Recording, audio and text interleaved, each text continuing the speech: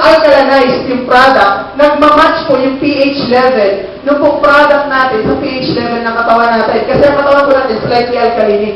Ano ba yung sabihin nun? Better po yung absorption plus hindi nagkakos ng hyperacidity.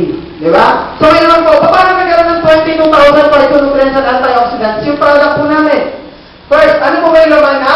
C24/7. First, it has 49 vitamins and minerals. Sabihin niyo sa hindi kong vitamins and minerals lang pala, huwag niyo pong nilalanglang ang vitamins and minerals. Bakit po? Pag kulang po kayo sa vitamins and minerals, nagkakasakit po kayo.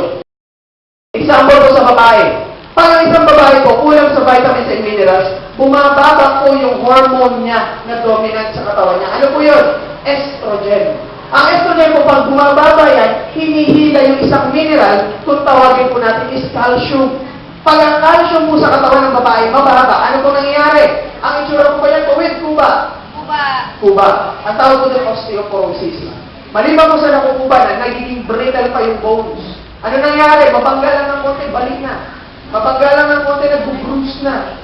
Mapanggalan ng konti, masakit na. Tanong ko lang po sa inyo, ano ba magandang posisyon? Tuwid, baloktot?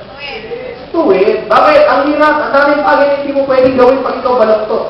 Tulad na ano po? Tulad ng scuba diving. Nakita mo yung tangke, baloktot? Diretso. Baloktot ka sa tangke mo, diretso. Ang hirap to. Diba? Imbalance. Diba? So this product contains more than 29. Tapos magkasama ba vitamins and minerals? Bakit magkasama? Bakit? Kasi po, ang vitamin, in order to be absorbed properly by our body, needs to have minerals. And minerals, in turn, para ma-absorb ng katawan natin, needs to have vitamins. Tulad sa mga babae na lang. Pero puro babae na lang, example mo. Kasi kayo po yung medyo maraming example talaga. Ang babae po, kapag nag-menstruate, yung buwan ng dalaw, di ba? Bumababa yung iron sa katawan. Nagiging anemic. Pag nagiging anemic ang isang babae, ano po tinitake? Ferrosulfate or yung